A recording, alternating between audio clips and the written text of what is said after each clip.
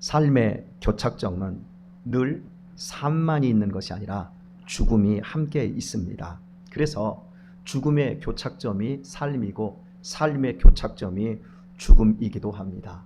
삶과 죽음은 한 짝입니다. 손바닥과 손등이 모두 하나이듯이 삶 그러면 죽음이 당연한 것이고, 죽음 그러면 그 사람에게 삶이 있었구나, 이렇게 삶과 죽음은 모두 하나로 연결되어 있습니다. 같은 버스를 탔는데 버스가 뒤집혔어요. 그런 사고들이 일어나면 안 되는데 일어날 수 있어요. 그러면 버스가 뒤집혔을 때 벼랑으로 굴려서 벼랑에 처박혔을 때 구급대원들이 옵니다. 그러면 구급대원들이 수습할 때 숨이 붙어 있는 사람은 어쨌든 간 숨이 붙어 있고 의식이 있든 없든 숨이 붙어 있으면 그 사람들은 병원으로 가게 분리를 합니다. 그런데 숨이 끊어져 있다 그러면 그 자리에서 바로 그 사람은 영안실, 장례식장으로 보내버립니다. 똑같이 버스를 타고서나 같이 이야기를 나누며 즐거운 시간을 막 보내다가 버스가 뒤집어진 것밖에 없는데 구급대원에 의해서 이 사람은 시체실로, 이 사람은 회복할 수 있는 병원으로, 삶의 교착점이 곧 죽음과 맞물려 있다는 걸 깨닫게 되었습니다. 저는 마지막 사람의 임종을 앞에 두면 항상 마음이 겸허해집니다.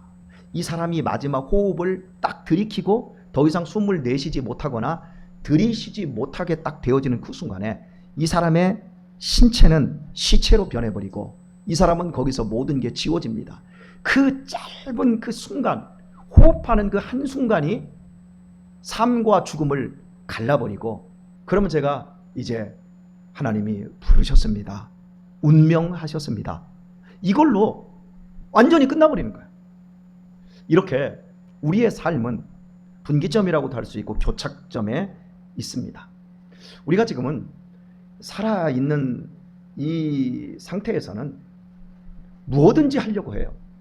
숨이 붙어 있어요. 그러면 어떤 방법을 통해서라도 그 사람의 죽어가는 걸 막으려고 무진애를 씁니다. 그러나 일단 숨이 딱 끊어졌어요. 그리고 심폐소생술을 했어요. 전기 충격까지 했어요. 의사가 안 됩니다. 그러면 그때부터는 더 이상 인간이 어떻게 손을 쓸 수가 없습니다. 근데 이런 날이 누구에게나 옵니다. 오늘 아시지요? 일본의 전 총리 아베 총리가 현장에서 11시 35분경에 산탄 총에 맞았습니다.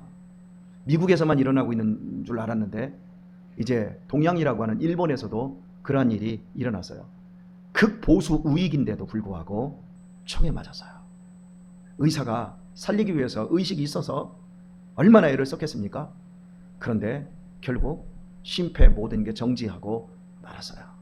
아무리 한 나라를 이끄는 수장이라 할지라도 일단 죽음이 시작이 되어버리면 더 이상 돌이킬 수 있는 것이 아니라고 하는 겁니다. 살아있음이 소중한 겁니다. 우리가 개똥밭에 굴러도 살아있는 것이 훨씬 아름다운 것이고, 죽은 사자보다 살아있는 개가 훨씬 더 나은 것이라고 이렇게 잠언은 우리에게 이야기하고 있듯이, 우리의 삶에 있어서 내가 오늘 살고 있다라고 하는 것, 이 부분에서 우리는 겸허하게 그리고 진지하게 시간들을 꾸려나가야 합니다. 삶은 죽음을 결정합니다. 복된 죽음, 거룩한 죽음은 거룩한 삶, 복된 삶이 선결 조건입니다. 어떤 경우에도 복된 죽음, 거룩한 죽음을 죽음으로 그어서 죽음의 순간에서 맞이하는 것이 아니라 언제든지 삶 속에서 죽음을 발견하고 삶 속에서 죽음을 내 인생 속에 불러일으키면서 내가 어떤 죽음이 될 것인가, 이걸 고민하고 그 삶을 산 사람만이 복된 죽음, 거룩한 죽음, 즐거운 죽음을 맞이할 수 있습니다. 저에게 금주에 어떤 분이 재밌는 영상 하나를 보내왔는데, 갑질 부장님의 은퇴식 영상. 회사에서 이 부하 직원들에게 굉장히 안 좋게 대했던 분이, 이런 부장이 이제 은퇴를 하게 되었어요. 그런데 은퇴식을 하는데 그 사무실 입구에다 화환을 하나 딱 갖다 놓는데 직원들이 단 한 사람들도 자리에서 일어나질 않았어요. 직원들이 자기 일만 하는 거예요. 이 사람이 이제 모든 거 정리하고 자기 짐을 빼서 박스에다 넣고 이러고 딱 들고 나오는데 단 한 사람도 일어나서 부장님 그동안 수고하셨습니다. 안녕히 가십시오. 인사하는 사람이 하나도 없는 거예요. 그 CCTV에 잡히는데 그 사람이 멀쩡해서 나가지를 못하고 이러고 있는 거예요. 단 한 사람도. 그리고 점심시간이 딱 되었는데 사람들이 이제 자리에서 일어납니다. 일어나는데 이 사람을 무시하는 거예요. 못 본 채 하는 거예요. 네가 지금까지 부장으로 우리를 괴롭혔지만 넌 이제 부장 아니야. 너는 이제 은퇴자야. 너는 퇴출됐어. 이런 거지요. 그러니까 무시하는 거지요. 그런데 딱 한 사람, 젊은 여자가 한 사람이 다른 사람은 점심 먹으러 다 나고 이 사람만 뻘쭘히 이거 짐을 딱 들고 있는데 딱 한 사람이 여자가 아가씨가 딱 오더니 그 앞에 가서 딱 한다는 말, 욕 중에서 제일 삭막한 욕, 개 애기 있죠. 그 앞에서 그 부장의 얼굴에 개 애기라고 길게 욕을 한마디 쏴붙이는 이 영상을 제게 보내왔더라고요. 여러분, 그 사람이 선택한 길이에요. 그 사람의 은퇴식이 그렇게 비극적일 수밖에 없었던 것은 은퇴식이라고 하는 그 시간, 반나절도 되지 않는, 한두 시간도 되지 않는 그 짧은 시간, 거기서 그 인생이 잘못된 게 아니라 그 회사에 들어가서 부장이 되기까지 걸어왔던 인생 속에서 그것이 10년이었을지 15년이었을지 모를 그 시간 동안 그 사람이 다른 사람과의 관계에서 만들어진 것이 그의 은퇴식에서 그 모든 게 결정된 거예요. 여러분, 마지막에 웃기를 원하십니까? 마지막에 박수 받으면서 감사하면서 세상을 뜨시기를 원하십니까? 그러면 오늘 우리의 삶을 진실함과 성실함으로 일구셔야 합니다. 오늘 우리의 처해 있는 직장, 내가 살고 있는 그 주변의 사람들과 내가 마지막 은퇴를 하든지 그 사람들과 결별할 때 정말 아름답게 이별하기를 원한다면 우리 자신의 오늘의 태도와 삶을 살펴보아야 할 것입니다. 삶은 여러 가지 방향이 있습니다. 남의 피를 빨아먹는, 요즘 보이스피싱이라든지 스미싱이라고 하던가요? 문자 메시지 보내서 검찰에서 왔습니다. 또 택배에서 다른 사람에게 이관하려고 하니까 당신 여기서 이렇게 이관 하나 눌러주, 이런 식으로 해가지고 전체 스마트폰에 있는 그 모든 것들을 다 걷어가 버리고, 그리고 은행에 있는 그 잔금들 빼가 버리고 이런 거 하는 거. 여러분, 그렇게 인생 살 수 있어요. 머리 똑똑한 사람들. 그거 인간 쓰레기예요. 정말 악한 거예요. 정말 그렇게 그 좋은 머리 가지고 살아갈 수 있는 그 사람의 선택인데 그 사람들의 마지막이 어떻게 될 것 같습니까? 어떤 사람은 뜻하지 않게 장애를 가지고 태어나서 평생 병원 신세를 지든지 아니면 가족들에게 큰 짐이 되는 삶을 살 수도 있습니다. 또 어떤 사람은 사랑하며 축복하며 섬기며 나누며 베풀며 멋지고 근사한 삶을 선택할 수 있습니다. 그 삶은 어떤 상황에서도 내 책임입니다. 누구의 책임도 아니고 내가 선택한 책임이라고 할 수 있겠습니다. 그래서 항상 누구에게 핑계하지 말고 내 자신을 돌아보아서 좋은 것을 선택할 수 있는 그런 삶을 사는 것, 이것이 우리 인생의 지혜일 것입니다. 제가 여러분에게 이 볼펜 얘기 참 여러 번 했었는데, 참 이렇게 참 볼펜을 앞에 딱 두고 이렇게 볼펜을 딱 놨을 때 볼펜이 바닥에 떨어졌어요. 그죠? 근데 볼펜이 바닥에 붙어 있기도 하잖아요. 예. 난 떨어졌어. 오늘 시험에 떨어졌어. 나는 다 떨어졌어. 이렇게 할 수 있지만 나는 반드시 붙었어. 하나님이 붙게 하시려고 나로 하여금 다시 한번 생각하게 하신 거야. 예. 그런 것처럼 우리의 삶에서 항상 내 생각을 돌아볼 수 있고 위에서 나를 조명할 수 있는 그런 삶이 우리에게는 꼭 필요합니다. 잠깐 멈출 수 있는 삶이 필요합니다. 실패했을 때, 불합격했을 때, 내 인생이 내 뜻대로 되지 않았을 때 우리는 내 자신을 돌아볼 줄 알아야 됩니다. 특별히 우리가 질병을 갖게 되어졌을 때, 사고로 인해서 크게 다쳐서 내가 활동했던 그 모든 것들을 갑자기 멈춰야 되는 그런 시기, 여러분, 이런 시기야말로 불행의 시기이지만 이 불행의 시기야말로 나는 정말 잘 살아오고 있나? 내가 가는 길이 정말 하나님이 기뻐하는 길이 맞는가? 나는 아버지로서 정말 괜찮은 아버지이고, 나는 남편으로서, 아내로서 나는 정말 제대로 된 그런 남편이고 또 아내인가? 이렇게 내 자신을 돌아볼 수 있는 기회로 만들어야 돼요. 똑같은 실패와 좌절과 질병과 사고를 당했는데 어떤 사람은 거기서 원망이라고 하는 인생의 시간을 그렇게 버리고 어떤 사람은 자기를 반성하고 더 넓고 더 크게 볼 수 있는 그런 약진의 삶으로 만들어 내지요. 오늘 제가 여러분에게 서두에서 이렇게 지금 말씀드리고 있는 이유는 바울이 지금 현재 감옥에 갇혀 있다는 건 여러분 아시죠? 그죠? 벌써 여러 번에 걸쳐서 바울이 감옥에 갇힘으로 말미암아 빌립보 교회를 빌립보 교회뿐만 아니라 주변의 사람들이 대전도자 저 위대한 선교사가 갇힘으로 인해서 이제 복음 전도는 끝났다라고 이렇게 얘기할 때 아니다. 내가 오히려 감옥 안에서 복음을 전하고 있고 내가 감옥에 갇힘으로 말미암아 사람들이 밖에서 오히려 더 복음을 전하는 일에 야 우리도 복음을 전해야 된다. 우리 바울 사도께서 저렇게 되었으니까 이러면서 사랑으로 시기와 분쟁으로 오히려 막 복음을 전하는 사람들이 너무너무 많이 나타났다. 이러면서 주변의 사람들을 격려하고 오히려 지지하고 그들에게 용기를 불어넣는 바울 사도의 설교를 여러분이 지금 여러 번 들었지요. 그래서 지금 현재 바울이 감옥에 들어있다라는 것 이건 여러분이 알고 있는데요. 바울이 오늘 19절 말씀을 여러분과 지금 보려고 하는 거예요. 바울이 감옥에 갇혀서 내가 이렇게 오히려 복음 전파에 이렇게 더 풍성하게 이루어졌기 때문에 내가 이렇게 복음을 전하든 저렇게 복음을 전하든 뭐 사랑으로 여러분이 복음을 전하든 아니면 시기와 분쟁으로 복음을 전하든 전파되는 일은 그리스도니 내가 기뻐하고 또한 기뻐한다 또 기뻐한다 이러면서 바울이 나 걱정하지 마라. 난 너무 기쁘다. 이렇게 자기를 이야기를 했어요. 그리고 나서 자기가 진짜로 기쁠 수 있는 그 이유를 19절부터 이야기를 하고 있는데요. 오늘은 19절만 보려고 해요. 자, 19절을 보면 이것이 너희 간구와 예수 그리스도의 성령의 도우심으로 내 구원에 이르게 할 줄 아는 거로 이것이 그럽니다. 이것이 뭐예요?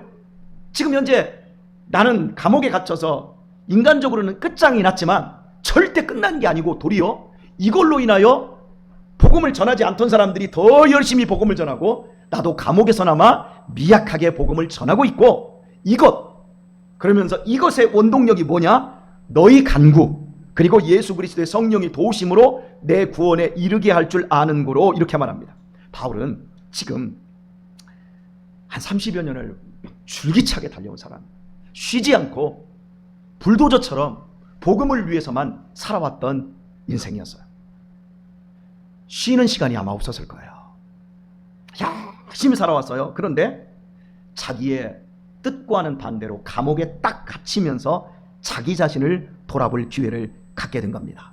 그때 바울은 아마도 이렇게 고민을 했을 것 같아요. 지금 내 삶을 지탱하는 힘이 무엇인가? 나에게 중요한 것은 무엇인가? 생각한 거예요.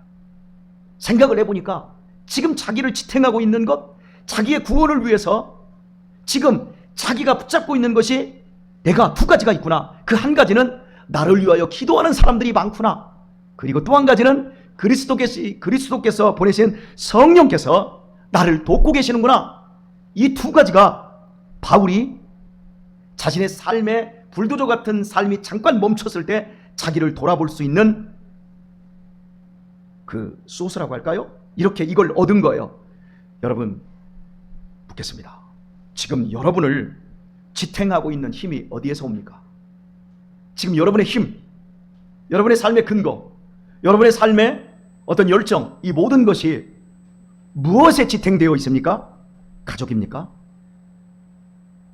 야망입니까? 돈입니까? 인정과 칭찬 이런 겁니까? 여러분, 여러분의 그 인생의 근거를 지금 만들어가고 있는 그 힘이 과연 어디서 옵니까? 물론 우리는 한마디로 말하고 싶을 거예요. 하나님입니다. 예, 말과 실제 내가 의지하고 있는 것이 다를 수 있어요. 여러분 무엇입니까? 바울은 심각하게 자기 자신에 대해서 고민을 하면서 나를 위해서 간구해주는 사람들이 많구나. 그리고 예수 그리스도의 그 성령께서 나를 돕고 계시는구나. 이것을 바울이 정립할 수 있었어요.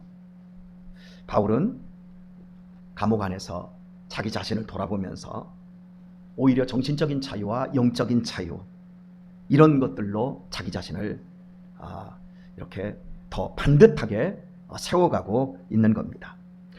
저는 여러분에게도 이걸 권면드리고 싶어요. 혹시 여러분들 위해서 기도하는 사람이 몇 명이나 되십니까? 정말 여러분 자신들을 위해서 기도하고 있는 사람, 날마다 내 이름을 부르면서 여러분을 위해 기도해주고 있는 사람, 내가 그 사람만 생각하면 그분이 나를 기도하고 있구나, 그분이 아직 죽지 않은 이상 나를 위해 기도하고 있구나. 예, 한 3년 전에 세상을 뜨신 성환제일교회 임동혜 권사님이 계세요. 그분이 제가 거기를 떠난 지 참 됐는데도 한 20년이 넘었는데도 목사님 오랜만에 만났을 때요, 돌아가시기 전에. 그런데 제가 목사님 기도 3번째로 합니다, 이렇게 말씀을 해요. 제 인천에 있을 때 권사님은 지금도 이제 20년이 되었는데요, 그 권사님은 내가 목사님 하루도 안 빼놓고 기도해요. 내가 목사님 하영이까지는 내가 한 번을 안 빼놓고 기도해요. 내가 기도 안 하면 내가 사람이 아니에요. 이분은 지금도 그렇게 말씀하셔요. 이렇게 참 저를 위해서 기도해주고 있는, 제가 목사지만 이렇게 기도해주고 있는 분들이 정말 많아요. 제가 이걸 생각하면 든든히 힘이 되고요. 그렇습니다. 여러분의 삶에 있어서 나를 위해서 기도해주고 있는 사람이 정말 몇 사람 있는지, 내 어머니가, 내 할아버지 할머니가 정말 나를 위해서 기도하고 있는가, 눈물 뿌리며 기도하고 있고 한숨 쉬며 기도하고 있는 분들이 과연 얼마나 있는지, 그것이 우리 인생의 가장 뼈아픈 인생의 교착점에서 그것이 우리에게 힘이 되고 우리의 인생의 돌파구가 돼버려요. 저는 제가 믿음의 그런 가문이 저로부터 시작됐고 우리 외가 쪽에서는 오래도록 이렇게 시작되었지만, 제 동기라든지 선배 목사님들, 후배 목사님들 가운데서 막 신앙의 가문을 이어오셔서 막 기도하는 사람들이 그렇게 많은 제 동료 목회자들을 보면 정말 부러울 때가 많아요. 그 기도의 하나님의 보호하심과 이끄심, 여러분, 이것이 여러분의 삶의 큰 원동력이 될 수 있기를 바랍니다. 예, 그리고 또 한 가지, 성령의 보호하심. 예수님께서 요한복음 16장에서 내가 나와 같은 다른 보혜사를 너희에게 보내리니 그가 오면 그가 너희를 진리 가운데로 인도하며 그가 내가 너희에게 가르친 것을 생각나게 하시리라. 그 성령께서 우리에게 영감을 주시는 거예요. 성령께서 우리를 지켜주시는 거예요. 성령께서 예수님이 옆에 있는 것처럼 이때는 이렇게 해야 되고 이때는 이렇게 해야 돼, 이렇게 말해야 돼, 이렇게 행동해야 돼 라고 하는 거, 이렇게 선택해야 돼, 이런 것들을 진리의 성령께서 우리에게 하세요. 우리 청년들이 인생을 지금 살아가면서 도박과 가거든요. 내가 지금 한 발을 내고 뛸 때마다 인생의 향방이 확확 바뀌어요. 저는 지금 인생의 향방이 바뀔 게 없어요. 제가 사고치고 범죄 저지르지 않으면 제가 가는 길은 이제 그냥 이렇게 가요. 그런데 자보세요, 여기 우리 유신이, 유민이, 이런 은호 같은 애들은 있잖아요. 얘네들은 오늘 여기서 내가 선택하는 거, 내가 무슨 취미 활동하는 거, 내가 조금 더 잘하는 거, 이거 포기하고 저거 하고, 이런 거에 따라서 인생의 향방이 확 바뀌어버려요. 제가 우리 학생들, 청년들, 우리 어린이들을 성령께서 여러분에게 지혜를 주시기를 원해요. 성령께서 여러분의 인생을 복되게 하시고 깨달음을 주시고 생각나게 하시는 능력의 역사들을 여러분이 경험하게 되길 축복합니다. 그래서 우리가 선택하는 순간순간들마다 삶의 교착점에서 축복의 길을 가야 되고요, 형통의 길을 가야 되고요, 그리고 하나님께서 원하는 생명의 길로 가야 될 줄 믿습니다. 이 복이 여러분의 삶 속에서 시작되고, 바울이 지금 이야기하고 있는 것처럼 내가 지금 이 감옥 안에서 나는 오히려 이것 때문에 내 삶을 지탱하고 있는 이것 때문에 나는 감격한다. 우리 모두의 감격이요, 모두의 결심이요, 모두의 희망이 될 수 있기를 우리 주 예수님의 이름으로 축원드립니다.